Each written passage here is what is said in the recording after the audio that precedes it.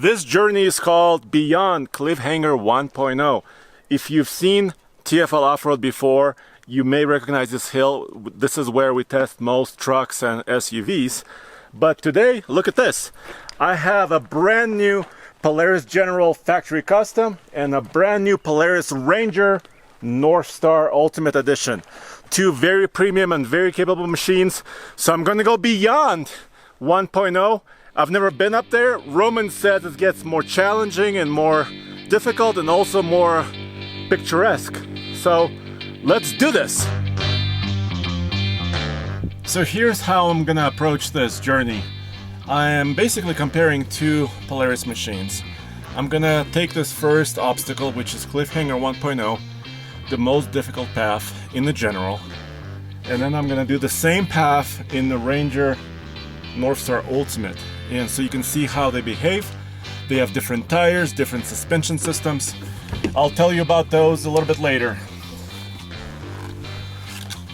So, let me gear up, fire up, and go. Of course, I'm using four-wheel drive for all these obstacles. Let's do this. Okay. Go into low gear. Woo-hoo-hoo-hoo. All right, I'm gonna approach this very, very slowly.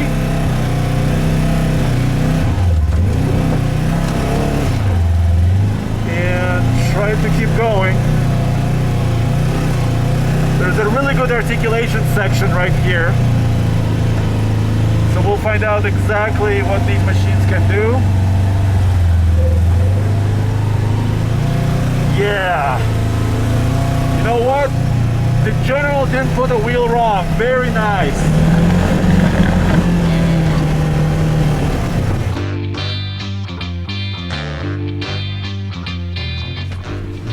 Now the Ranger is a whole different animal because while the General is kind of a work and play machine, it's a high performance model that can do some hauling and towing work. The Ranger is more focused on work, but it still has very capable four-wheel drive system, which is why I'm doing this comparison. But this Ranger has something else incredible that I've never experienced before. It has a full cab and air conditioning and a windshield wiper and everything else. So four-wheel drive. I'm going to line up and hit it.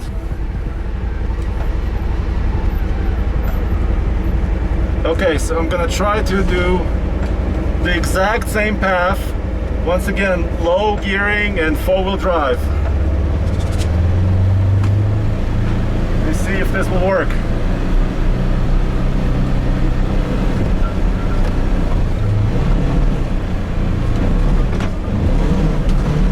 Oh boy, that got a little bit more tippy. I think I have a little bit more weight up high. But let's see how it does over here. Oh! You know what?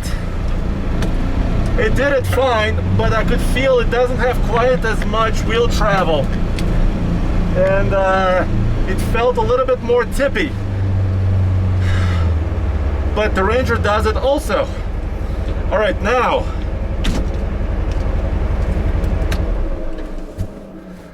this is where Beyond Cliffhanger 1.0 starts, because I haven't been further up. Let's go exploring. You might be thinking to yourself, well, both of these Polaris machines are blue, they both have a utility bed, they both have about the same engine, so they're basically the same. Well, that's really far from truth, because they have unique suspensions, unique engine calibration actually, unique horsepower, and actually the interiors are way different. Let me show you, starting with the suspension. This Ranger XP1000 is riding on this, a suspension system with shocks by ZF. And it's, yes, like I said, it's meant for work. But this video is all about play. We're gonna do another video at the ranch with David, working these two machines.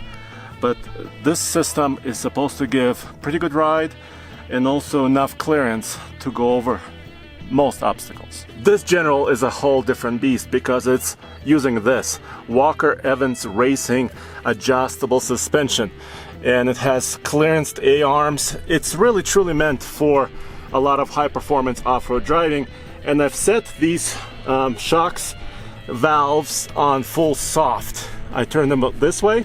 I did not air down too much, but with this setting in soft, I want to see exactly how it feels when the going gets rocky. Okay, so this challenge number 2 is a rocky bit of incline. Reminds me of Cliffhanger 2.0 actually. I'm going to be in high gear and I'm going to try to test the suspension and how it acts on faster speed.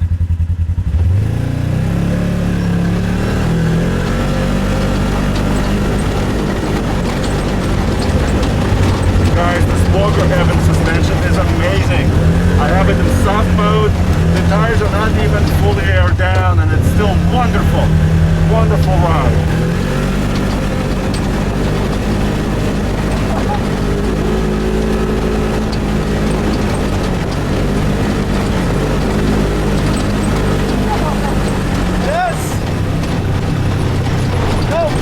Whatsoever. I felt like I could go even faster. That's quite cool.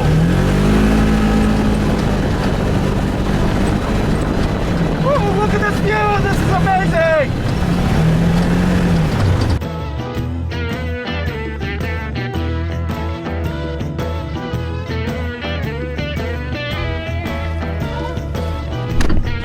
One thing I noticed is this suicide door in the Ranger, when I'm off kilter here, it swings all the way back. It doesn't have kind of a stopper, so it's not super convenient, but still, I'm thankful for having a climate controlled environment here like a Jeep would be.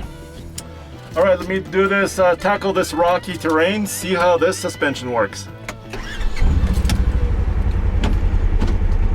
Once again, 4-wheel drive, high gearing, and I'm about to set off.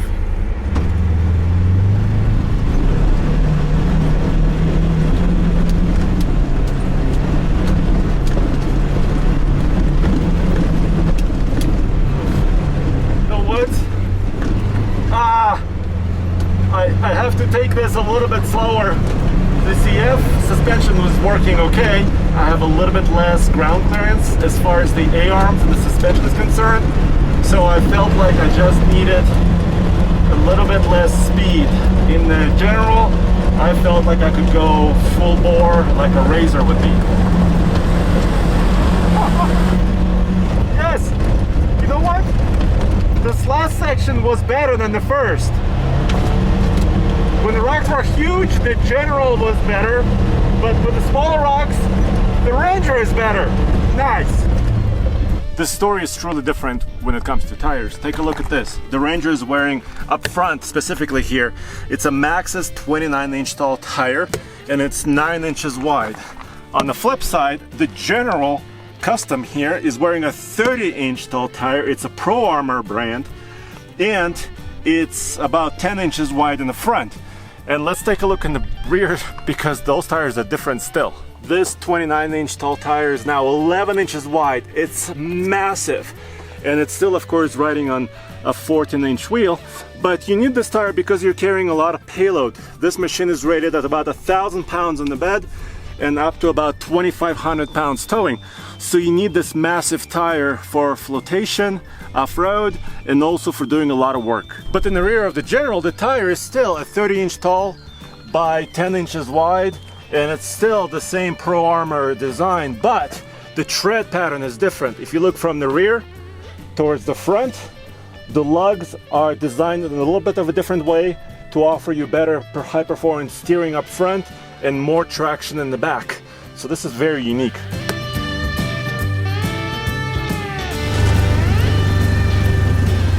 Okay, so this next obstacle is actually a hill descent, and I'm going to be in low gearing, 4-wheel drive. This is quite steep. Let's see how these two perform. Okay, so my low gearing is not quite holding me, and it's very slick. So I have to use my brake. This is a really weird feeling because there's so many loose rocks. And I think I should probably air down for this obstacle if this was a big issue to get a better contact patch. So low gearing wasn't quite enough. I had to use my brake. I'm in low gear. I'm gonna attempt to go downhill.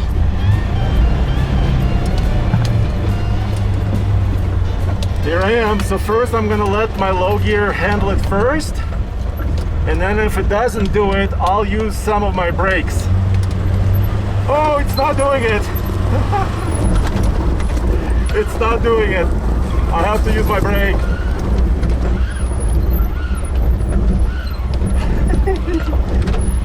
You know what? Oh, sheesh. I was about to say I have a little bit better traction here, but no. I do not. I am once again going sideways on these loose rocks. So these two machines perform about the same on the downhill, but I was hoping that the really big tires on this Ranger would help me, although I have no weight in the back. So maybe that's what I need to do, is put about 1,000 pounds back there. The interiors are also way different. So, of course, suicide style door. This is a Northstar Ultimate, so like I told you guys, this is fully enclosed, very luxurious, and also 3 wide. You can see there's seat belts for 3 people.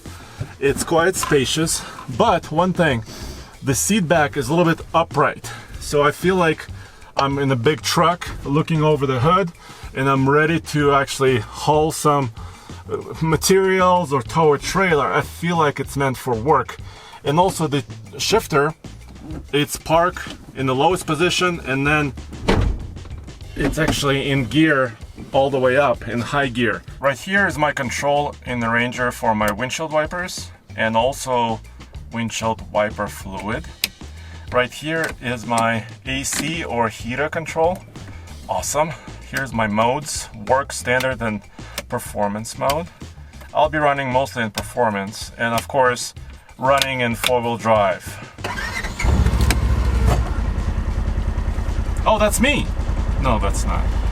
And of course, because this Ranger is a top-of-the-line machine, it comes with every bell and whistle, including the ride command system. It's a touchscreen. You have all of your data here. You can connect your music. You have many gauges. Of course, your maps. And yeah, this is very useful. Let me go to this here. Also front and rear cameras. How cool is that? And if you're tired of the windshield on the cab, you can just open it up, roll down the windows. You can also remove the rear glass and keep going. Right here in the general, it's a totally different setup and feeling on the interior. First of all, a regular automotive door with automotive latches. Right here I get in. Inside the general, it's just a 2-seater here because this is not a 4-seat version of it.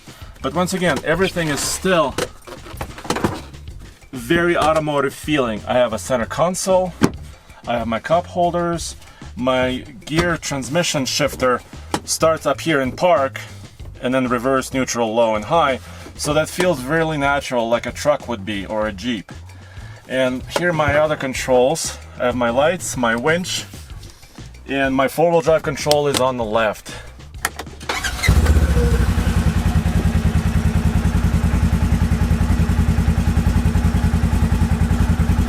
Very similar system, of course, they're related, but up here, this one is actually updated. We're at 9,000 feet above sea level. I have my engine temp, my speed, RPM, everything else, and it works in the same way where you can connect your phones and look at your gauges. And also cameras, right here.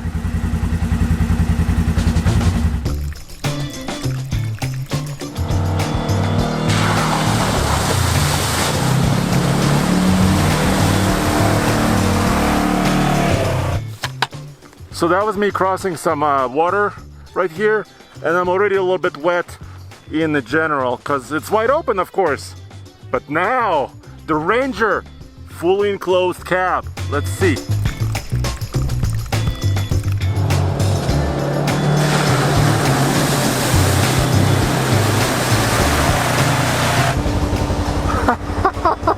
This is a whole different story. It's like being in a truck. I've got a windshield wiper. I'm fully enclosed. Everything is dry. I can go like this for hours. Well, the engine and transmission are about the same between these two. The power levels are different. In the Ranger right here, the power rating is at about 82 horsepower. And yes, still a belt-driven CVT right here. And a larger bed that's hiding this engine. Let's take a look at the General. About the same design, but more horsepower. It's rated at 100 horsepower here in the General, still a belt-driven transmission, but you can have a little bit more fun with this General at the higher end of speed. And also, you know, this machine might be a little bit more thirsty on fuel on the long run. This General can also do a bit of work, of course. This bed is rated to up to 600 pounds of payload right here, and also about 2,000 pounds of towing. It does come with a hitch. So yes, and this one also comes with a 2-inch receiver hitch, so it's not all about fun, also some work. Alright guys, I'm in the General. I'm about to do a high-speed run here, leaving this trail with some big whoops. See how the suspensions work, and when the speeds go higher at about 30 miles an hour, maybe above. And I'm following the Ranger, which is the camera vehicle. Guys, all I can say, this suspension is really awesome. It feels like a Razor or a Pro XP, maybe a Turbo S. Yes, it doesn't have the same horsepower as the Razor, but still this General with this suspension setup with Walker Evans shocks is really amazing at high speeds. And you can control it by twisting some of the knobs, making it stiffer or more compliant. But I do know this. I just ate a lot of dust. It's in my mouth, it's everywhere.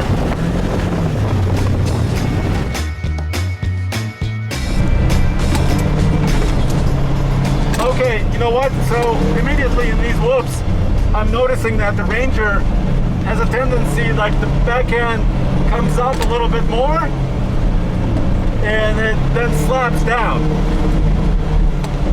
It's almost leaving the ground in a way.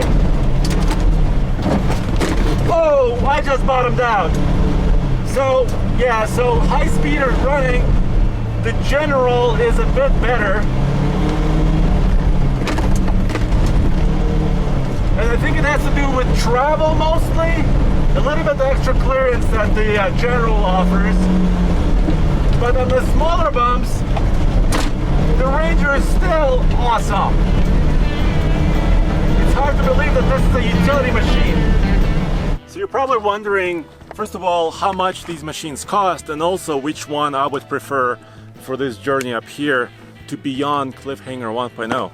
Well, this General factory custom with every feature and option, including the winch and the rest of it, beadlock capable wheels, it's right around $26,000.